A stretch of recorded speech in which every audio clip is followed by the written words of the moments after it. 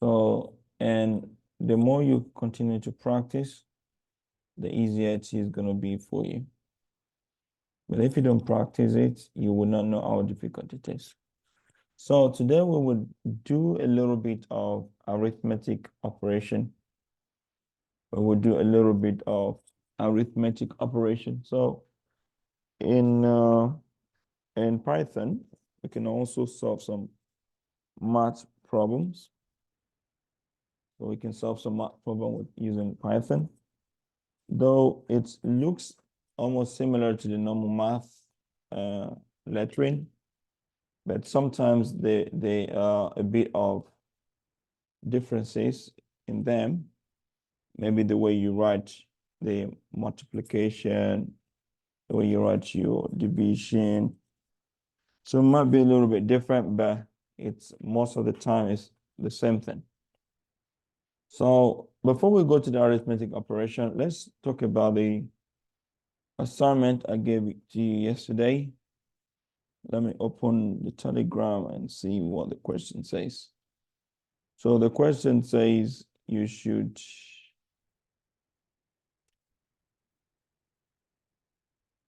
the question said, can you call the rest if you know someone who's not here yet? Call his number personally. So the first one says you should write a program to display your name, complete mailing address, formatted in the manner that you would usually see in the outside of your envelope. So your program does not need to read any input from the user. So this way, when someone says your program does not need to read, not need to read any input, not need to read any input, the meaning is you're not going to put any input in your program. Okay? So that is the meaning. You don't have to put any input in your program. Everything you want the person to do, everything you want to write, you are the one that would write it. So the person doesn't need any input. So I would show you another way to write program that a person would need an input.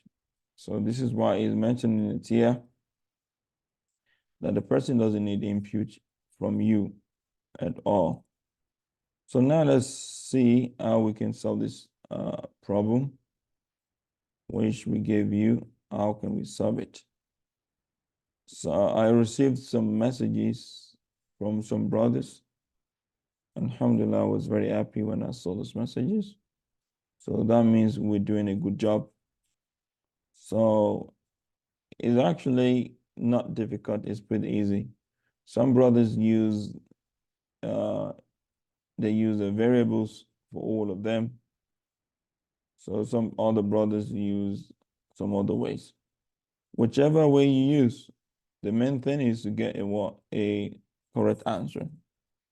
So whichever way you decide to use, the most important thing is to get a correct answer.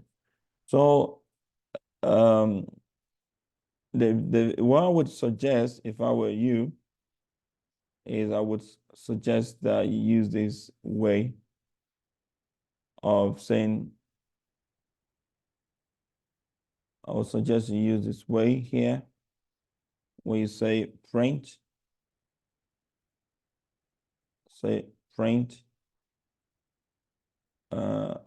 my name, Abidun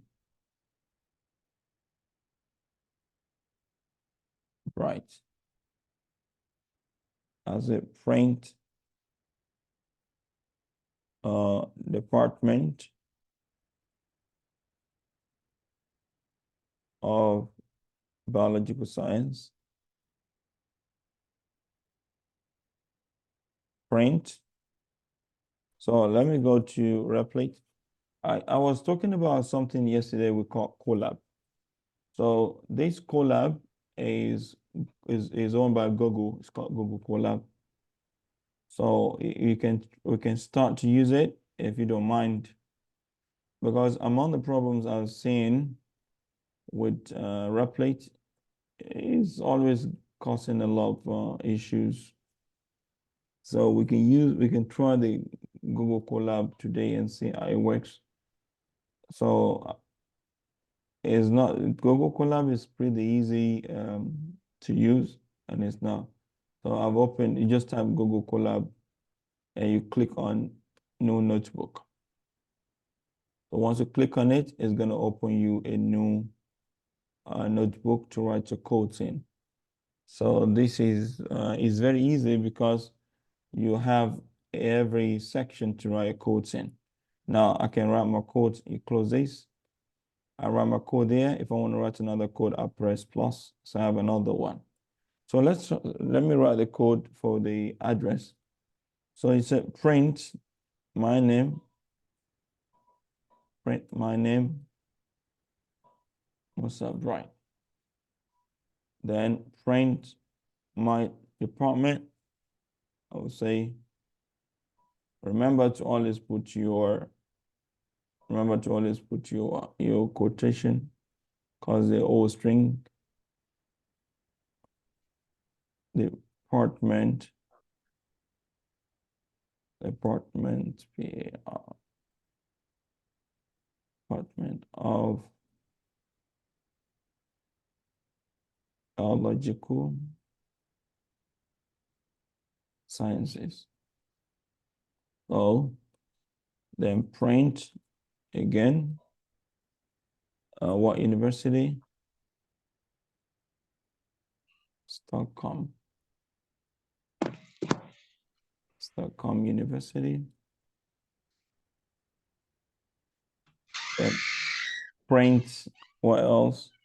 The address, 46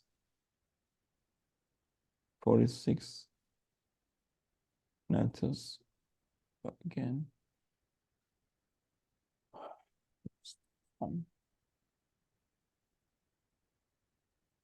Then print again. Print stock.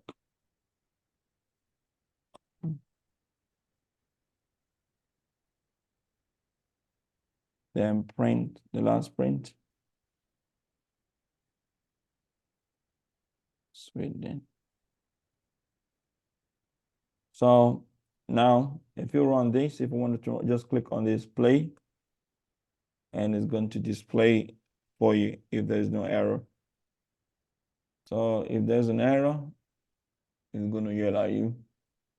Now you can see. So Musa Bright, Department of Biological Sciences. So if you, whatever you put, if you put comma, you put comma, you put comma, full stop. So whatever you put is going to bring it out for you like that. So this is the solution to exercise number 1. So I saw some brothers use variables. You don't need. Please, sir. Sorry. Yeah. How do we get into this colab.recharge.google.com? Just go to Google Colab. Just type Google, Google Colab, and click on it. So it's gonna bring you to collaboratory. So click on the collaboratory, and it's gonna bring you to this place. So when you click on the collaboratory, it brings you here. Then you click on new notebook. So it's gonna bring you a new notebook. So this one is an online resource, and it's far better than the Replit because it allows you to write the code in every cell. So it's very good that every cell has its own power. If you run a cell, the other cell is not going to run except this cell. So this is something good about this. So the question number 2, what did they say? It said you should write. Let me check it out. Just give me 1 minute. Question number 2 says, write a program that asks the user to enter his or her name. The program should respond with a message that says hello to the user using his or her name. So this is a very simple program as well. I saw the trial the brothers put in place, mashallah, Allah barik. Even though we still have to learn some more things before we can do that. But I was very happy when I saw the courage that you put in place. May Allah bless you all. So how to solve that is not something which is difficult, and it's not something. So there is something we call input in Python. We call input value. So all this input or print, they're all input built functions in Python. So we usually use this input where we want to develop a form, most especially when we're having a form along with HTML and CSS. So we usually use these very, very well.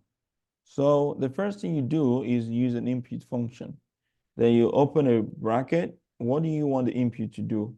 You want the input to ask for a name, isn't it? Then you say, what is your name? What is your name? So you put a question mark and you give space. You try to give the space because if it's going to ask you to type the name, so that it's not packed up, it's not jump packed together. So what is your name? So then give this input, give it a variable called name. All right. So after you've already written the input, give it a variable called name. So name is equals to input. What is your name? All right. After you've written that first section, then you go down. Then you print, you say print. You print, then open the bracket, hello. Print hello, give space, then plus that name, plus name. You know, you don't know what the name is now. You're just writing the name, isn't it? So you don't know what the name is. So now what do we do? Let's run it. So the first block of code, you say name is equals to input, what is your name? So then you print hello plus the name. So let's see how it's going to work here. Let's run this. So when you run this, it's going to say, what is your name? So type your name. I'll type my name. I type my name. After you type your name, click enter. Say, hello, Musa Bright. Can you see? So this is how we use Python to greet you. For example, you fill in the form online and it's going to ask you what's your name. Then it's going to say, hello, mention your name. You might be surprised that how did he know my name? I did not tell my name. How did he know? You know, it might be shocking to you that how did he just know my name like that? I didn't tell my name and he knew my name. So don't be surprised. They have a way they've done it under the hood, which you don't know. So it's been done in a way under the hood, which you don't know. So don't worry to put anything. It's not going to work with anything. So it's just going to take that name. So what's the name? My name is Musa Bright. So it's going to tell you. So it's going to tell you, then click enter. Hello, Musa Bright. All right. So this is it. So you can add some other things. You can add some other things. Let's add, for example, let's say favorite color. Let's say favorite color. Favorite color is equals to input. You want to input another value. You want to ask a question. What is your favorite color? What is your favorite? What is your favorite color? So, but you know, I told you yesterday or a few days ago that when you're writing a variable, try to put underscore. Don't give a space. So that was the reason you saw it show an error. So now, favorite color input, what is your favorite color? So now it's going to ask you. So you can, so when you do this, you run this. So once you run this, it's gonna ask what's the favorite color. But mind you, you wanted to print something. You wanted to print something. You wanted to print something after that. It's a print what? Print name. I wanted to see the power of Python now. Name, then likes, then plus favorites. Favorite color. Did you see that?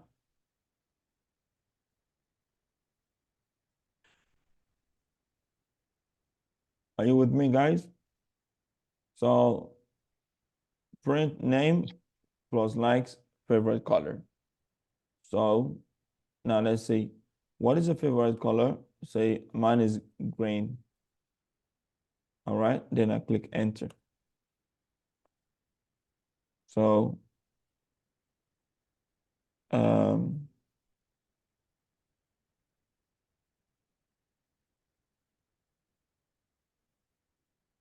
so it's supposed to print. It's supposed to print, but I think they have to be in the same cell. So let's put all of them in the same cell so that we can have everything done.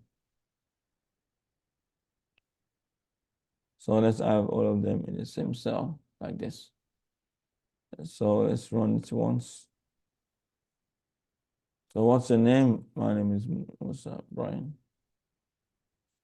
So enter. Hello Musa, what's your favorite color? Green. Enter. Musa likes green. Oh, Musa likes.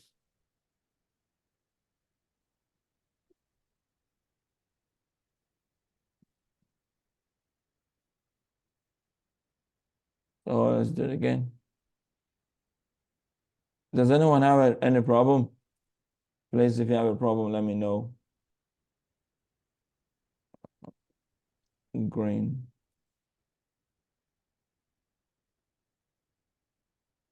So can you see how beautiful Python is? So now we're able to, you're trying to communicate with Python yourself. So this is a great way to start writing codes. Now you're communicating with it, it's responding to you. So it's an amazing program, wallah. It's an amazing program. So yes, okay, Carlos, everyone is there. That's good. If you have any problems, let me know. So if everyone is done this, we can do more things. You can ask more questions. Any question you want to ask, just make sure you put the input. So let's do a very quick project. Let's do a very quick project. Just give me 1 minute. Let's do a project that would ask your age and it's gonna ask your birth date and it's gonna generate your age. So if you're ready, let me know. If you're ready, just say ready, type ready in the message. So we want to write a program which is going to generate it's going to tell you your age from the value, from the data you give. So, okay, good. Ready, okay, good. So now let's write that one. So if you want to do something like that, you say birth. You say birth underscore year. Birth underscore, sorry. Birth underscore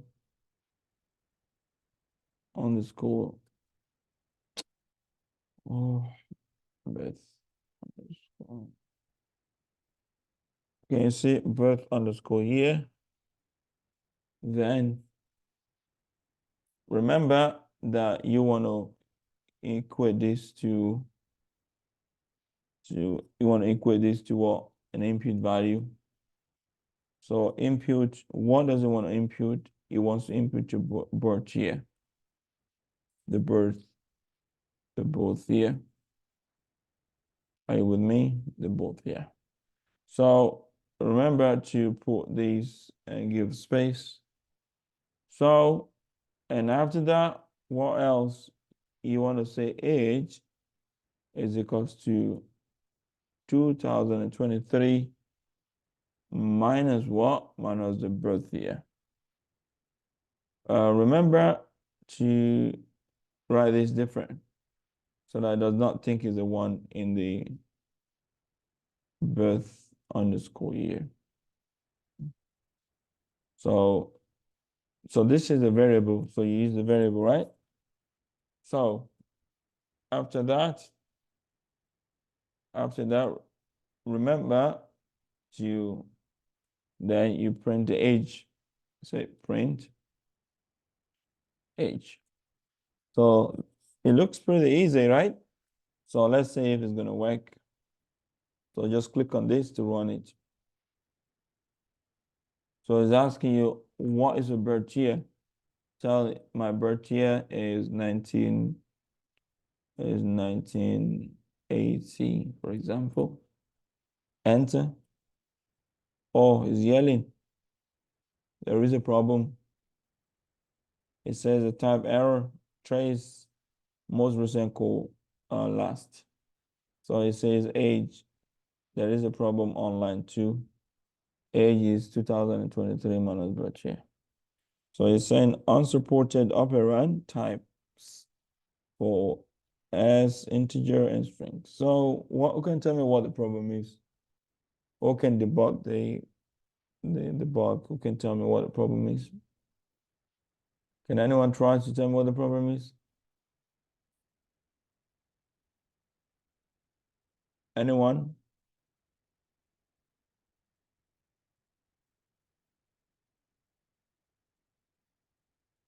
Does anyone know what the problem is? Why is it yelling at me? The problem is that the age we put. Who is talking? Check Nordin. Yes, sir. Okay, the age we put. Before we said that age is equal to 2023. Yeah.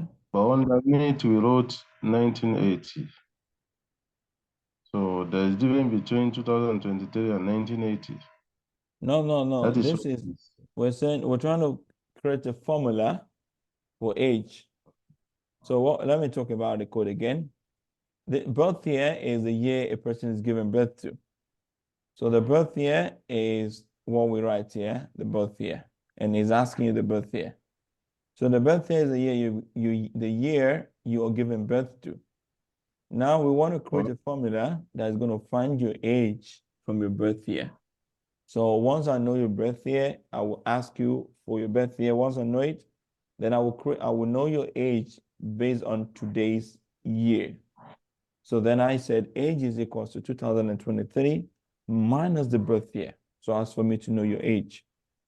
So now is yelling, saying unsupported operand, integer and string.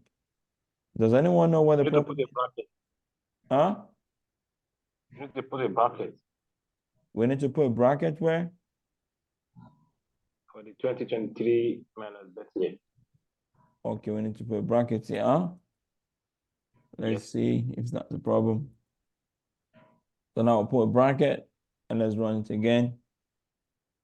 Birth year, 1985. I think just try 1986, whatever. It's still yelling. Oh. So just to cut the long story short, we cannot subtract a string from a what? From an integer. So we cannot minus a string and an integer. So what do? We use a process called casting, which I already taught you before. So you cast the birth year as an integer because 2003 is an integer, isn't it? So then you cast your birth year as int. So now it becomes an integer. So you will see the 2003 would be able to subtract it easily because now it's an integer. So birth year 1980. So enter. So I'm 43 years old. Casey? Wow. Yeah. Yeah. So the problem we had was because we did not cast it. So it's not easy to subtract 2003 from birth year. Even though you mentioned the birth year, it's not going to be easy for it. Because why? Because you cannot subtract a string from an integer. You cannot subtract a string from an integer. You have to cast it to become a what? To become an integer. Is that understood? So we can do many other projects. If you want us to do more projects on this, we're going to continue to do more projects. It's because it's so beautiful, huh? It's so beautiful and lovely. But I want us to move on to some other ones, some other topics. So you can practice this more, you can do more of practice on this, and you would see that it's amazing. We can suggest another project. Let's say, for example, you want to know, what else do you want to know? Yeah, another thing you want to know?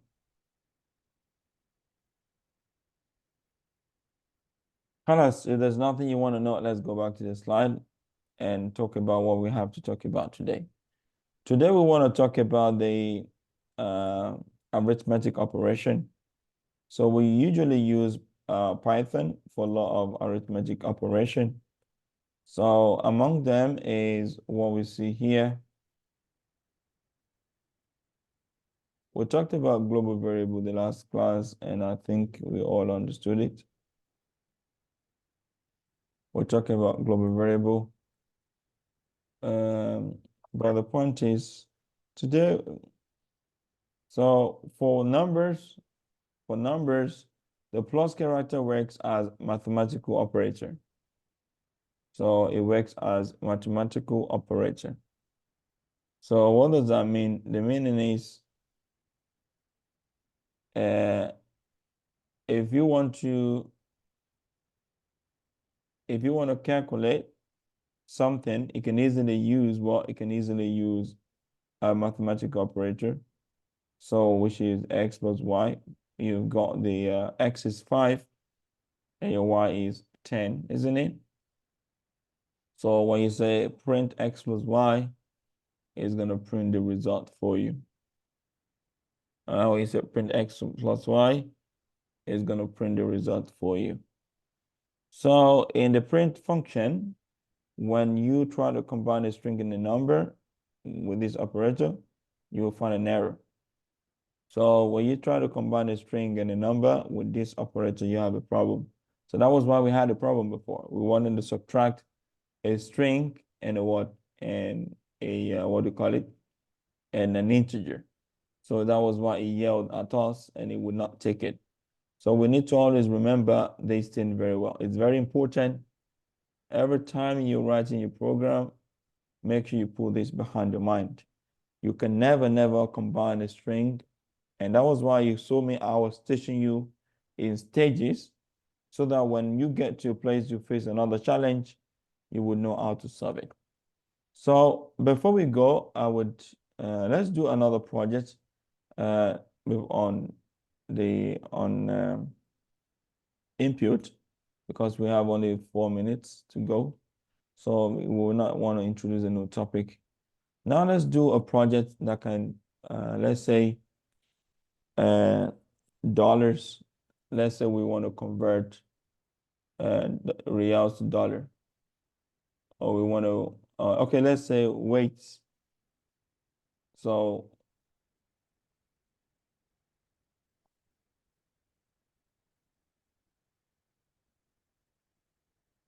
yeah.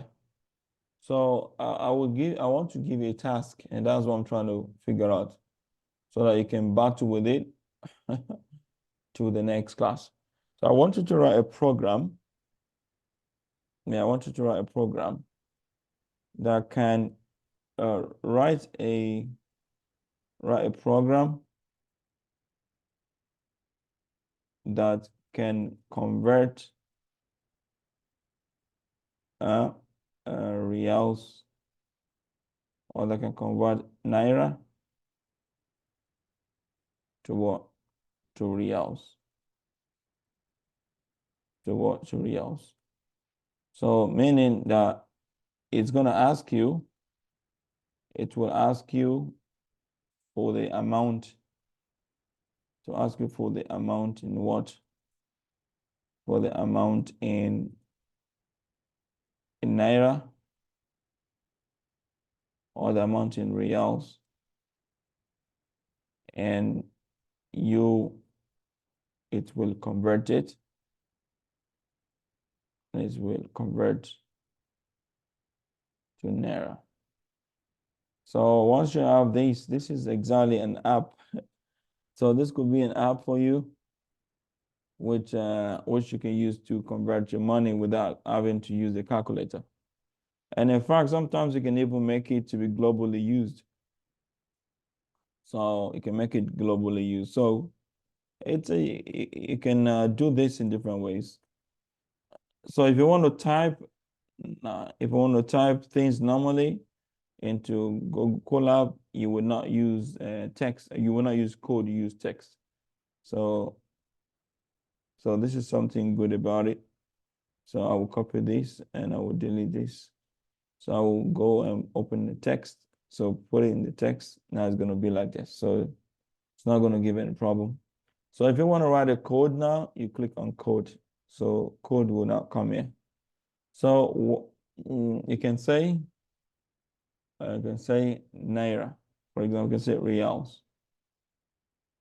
This is how to start. You can say reals equals to input